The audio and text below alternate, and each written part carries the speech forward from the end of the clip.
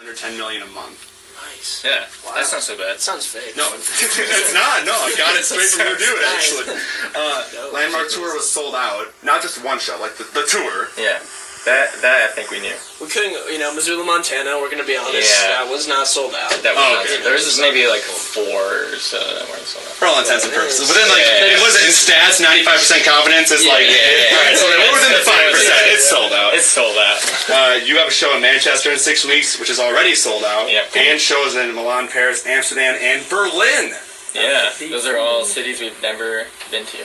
So, expanding to Europe. Yeah, totally. How does it feel to go overseas like that?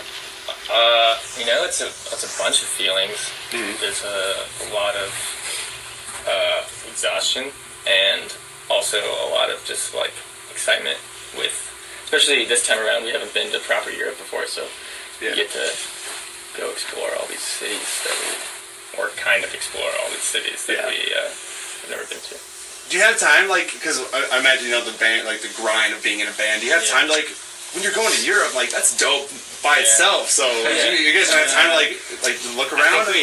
Occasionally we typically get in, maybe one castle trip to the UK. It's like, alright, we gotta see at least, one castle, you gotta get, some Indian food, maybe, one night. We have a fun spot, we go visit. So, they give us some time off, but usually if we're in Europe or the UK, they try and make the most of the time we have there to do, radio stuff, studios, interviews, kind of everything. So, not too much, but at least one castle per trip. It's so cool to be there. It's because you guys have been to London before, Great Britain. Is it what's the energy like around there? All the rock and roll history. We're talking Beatles and all It's cool. It's pretty rainy. It's like Seattle. It's honestly, it's like Seattle, but more New York was in Seattle and was a lot smaller but bigger at the same time. Everything's smashed into this. I don't know. I don't think we've ever had a bad show in London though. No, I feel the shows are always really cool. The shows around there are always just the fans are always so full of energy and excited to just rock out. Our last London show was crazy. It was definitely one of the more hyped up shows we've ever played. These kids were pushing on the barricade right up front. It was sold out, and they kept pushing on the barricade to the point where one of our crew members came up and they were if the barricade goes down, you gotta grab all your gear and Jeez, it's pretty crazy. It's a Rage Against the Machine show. Pretty much. Balls on parade. Go down south. So you tore down the Minnesota State Fair twice and played the Vikings home opener. Those are nuts. That's not something to scoff at, especially in the state. Go Sports. Go Sports. Shouts out Sports. You guys have a song named Baseball? Yes. Yeah, we do. We're the home of the Twins. Yes. They're about to make the playoffs. Right Brian Dozier's right there. He's been real static the entire game. I know. What is this? How many years did they say? It was 30 home runs. There's a streak of a certain amount of years that he's had 30 home runs in the season. I have no idea, but we hit 7 home runs we hit 7 home runs in 7 consecutive innings. Yeah, that was crazy. I forgot that.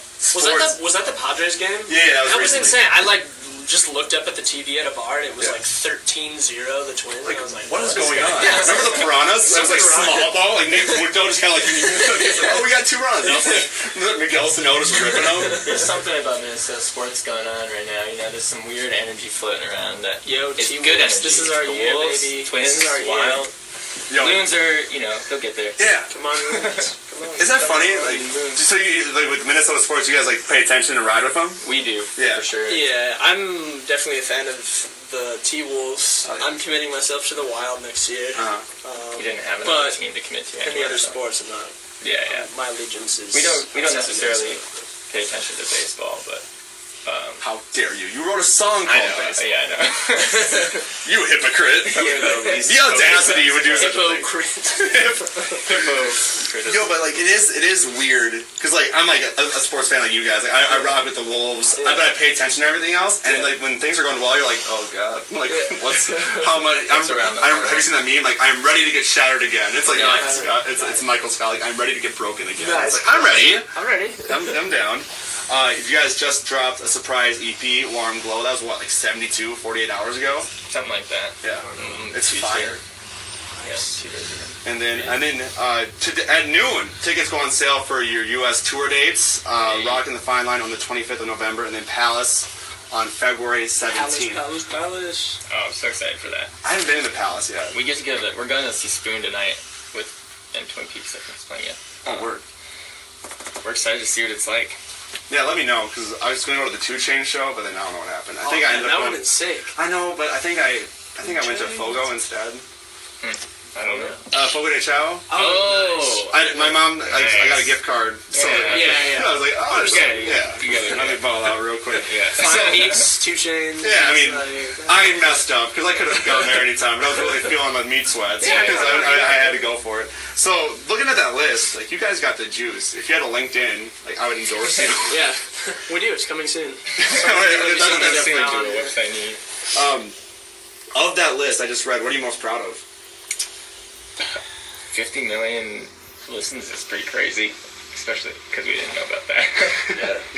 I don't know. I guess we're proud of all of it, I'd say. Did you like realize the magnitude of these things when you? Because you guys just like live it, right? Like you don't know that these things are happening. Right. Yeah. I'm pretty proud of just like releasing new music. I think every time that comes around, that's like the most rewarding thing. I think at the end of the day, it's like all the listens, all the support is like awesome, but like just being able to release new music consistently is cool. And real talk, as like a former band geek, as a bedroom producer, and like I can pick up on like because you guys are well trained in theory and stuff. So when I listen to your music, it keeps getting more and more like. Are you guys? I thought you guys went to like the. You know, about like your chord progressions are wild, man. I didn't mean to like give you too much credit there, I but think you have the other two might be better. okay, Slightly. yeah, but like. I mean, anyway, continue. But like the way, but I've noticed like the growth, like in the production, the instrumentation, like the chord progressions, like these thick chords, these major sevenths or augmented 13s, like these. I don't even know what you guys are playing, but they're very evocative and emotional. Like the way you guys can put that in kind of like, I don't want to say pop alt. I think it's like more like an indie alt type lane. Yeah, Cool. I think it's fantastic. And that was really evident in Warm Glow. Where does baseball rank? In your opinion, where does baseball rank in the best sports theme songs of all time? Oh, Theme wow. song. Alright, So think about it. Yeah, so we got. It's probably like. I mean, it's not really. I mean, you You talk ever about. heard John Farnham's "You're the Voice" from Hot Rod? It's from Hot Rod. You're Did the you ever voice see trying Hot to. Rod? Yeah, I didn't even know that song. That is number one. You think so? Yeah, That's number one. I would And say then we would all And say then that. Centerfield. Eye of the Tiger, I would say, is maybe number 2. Is that about sports though? Because it's a sports song, but it's not about. I'm talking about. Oh, the song's literally about about sports. Songs written about you're the sports. voice. Alright. Yeah. Alright. What songs are written about sports? We got- To the ball game. Take Me Out to the Ball. That That song's pretty good. Absolute trash in my opinion. Yeah. Lil Bow Wow Basketball Oh, that's number 1. yeah. Yeah, alright. is then that's not Tessie by Dropkick Murphys. Okay. I don't know that one. I don't know. It's on MVP Baseball 2005, so that's the only reason why I know. I'm starting to realize that I we think it's wrote right. a song about sports. Kind of. No, Kind of. Very. Not really. you wrote a good song about sports, completely different because it's Yeah, not but possible. We But just. It was actually, I'm pretty sure it was a joke when we were like, let's call it baseball, and then it just, for some reason. We'll like record voice memos of songs Yeah. in our phone, like when we're just jamming on ideas, and somebody Yeah. will just throw a name down for it, and just baseball is just thrown down as the voice memo Yeah. title. And we're Yeah. like, we could change it. And we're like, You just wrote some lyrics that had baseball. I think I'm gonna play baseball on my show. Should I play it? If you want to, yeah. What's it Yes. like? What's it? What was like your goal? I do want to. I'm gonna do it like right now. But, like what was the process behind that song? there was actually a lot. So a lot of the songs all the songs for Warm Glow were written during the period that we were writing for Landmark. Okay. And during the period for Landmark, we wrote like close to like 30 songs, I would say. And so baseball was always one of those that we were like, this is definitely going to be on the album. And so we recorded like 3 versions of it for Landmark, and none of them really like felt right in the flow of the record. So we were like, all right, well, I guess we'll have to sit on it. So this is like the 4th evolution of baseball, and this one we're like, all right, this is enough. Like, It goes, this is, man. yeah. So Yeah, we just kind of stripped everything back with it when we started working on it and producing it ourselves again. We just took a couple days and realized like what's the core of it, and tried to go back to like the first EPs that we did a little bit, just like strip everything back, make it more organic. Because Landmark was a huge record. I noticed that with the EP. It was more like the mix, like like you're saying, like an evolution of the Hippo Campus sound. yeah, totally. That's tight. Yeah. Shouts out. So that's what we did with I feel like you're talking to me in that song because you mentioned right field and I played right field. It's all about you. Is it really? Yeah, it is. We've met once. Yeah. I don't know the Go Garage. And it was definitely before we wrote the song, so. Yeah, well, I'm glad we had so much fun in the Go Garage a couple months ago. It was a great time. We talked about Guitar Hero. And you guys never gave me an answer on that question. What is the best song on Guitar Hero 2? Oh, man. Dude, Sweet Child of Mine is pretty amazing. I memorized that. I literally memorized the buttons. Did you really? Yeah. Hella crazy. For the main riff, obviously, not the whole song. Yeah, that's ridiculous. Or Jordan was pretty crazy. Yeah, Jordan was always. My Name is Jonas is fun. That one's great. That one I got 100% on because like if you just strum one, you just it's so easy. Holy crap! Look at us Guitar Hero pros. Like that's so easy. Someone was like, I was trash at that song. I failed all the time. I played that game I played the Aerosmith Guitar Hero. You are one of 4 people worldwide. Yeah, might have been more of a rock band kind of guy. That's not low key. That's how I learned how to play drums because it actually was drums. I tried to do that and I was like, this is all wrong. This is like you have to like hit it like a couple seconds before. It's just like the worst. Oh, because your system wasn't quantized, man. You don't game like we do. Alright, last thing, we got some Twitter questions. So these are like the hard-hitting ones. Mickey wants to know, what did you eat at the state fair? Who? Mickey. I was there like the very last day, like right before everything closed. So I was like running around trying to capitalize on the fact they were just trying to get rid of stuff. Genius. So I got like candy bars, cookies, got a big thing of lemonade. Did you get deep fried cheese curds, a hot dog, and that was all in like under an hour. Honestly, we're talking. I felt terrible afterwards. Minimum 2,500 calories, just minimum. Yeah, it was just like boom. Yeah. I'm glad that you made it. That's a real risk. Yeah, it happened. What did I eat? I honestly didn't eat much. Maybe. Well, health freak over here. I think I got some of those mini donuts, the Tom Thumb or whatever. Classic. And then what else was there? The one other time, I think I got a bucket of cookies. Classic. But just gave them to some people. You have a kind heart, though. I wasn't the one who gave them to people, but a friend. You sound like a friend. It sounds pissed. People I was around have kind heart. So. Alex wants to know, do you miss Vine? No. I was never on Vine. I don't know. You can still find it on that's some YouTube. funny Vines, though. I screwed around with it a little bit, but it was like so there and then gone that I was just like what is this thing? Yeah. I miss it. Creating on Vine I was not good at, but watching them there's some classic. Evan Green is his name, or Evan? Yeah, Evan Green or something. That dude is like that guy's don't see Uncle Cracker now. You like my hat, Ryan? I don't know. This one's from Grace. This is one I was tweeting you guys about.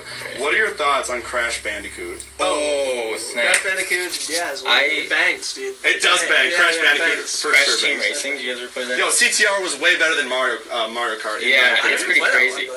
Crash Team Racing. I think they came out with like a remastered version of it or something like that. Yo, low key, is Crash Bandicoot kind of scary? No. How do you figure? I don't know. Like you're like.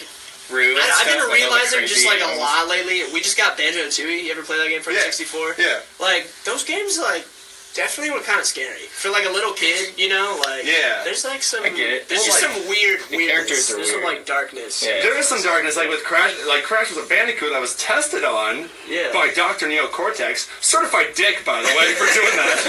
And then and a good thing, like it is kind of dark. And they did come out with a remastered version. The first 3 games were remastered on PS4. I've been playing a lot, and they made it way harder, so it's just as frustrating as you were when a kid. So nice. If you guys want to come over and play it, I'm down. Yeah, it's all good. We wrote a song about you, so yeah. I mean, let's go. Then the next EP is Bandicoot. Like, who is this guy inspiring these songs? It's your boy.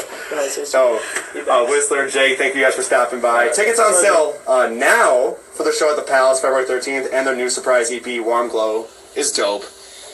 You should check it out. Swipe up. Swipe up. The thing goes.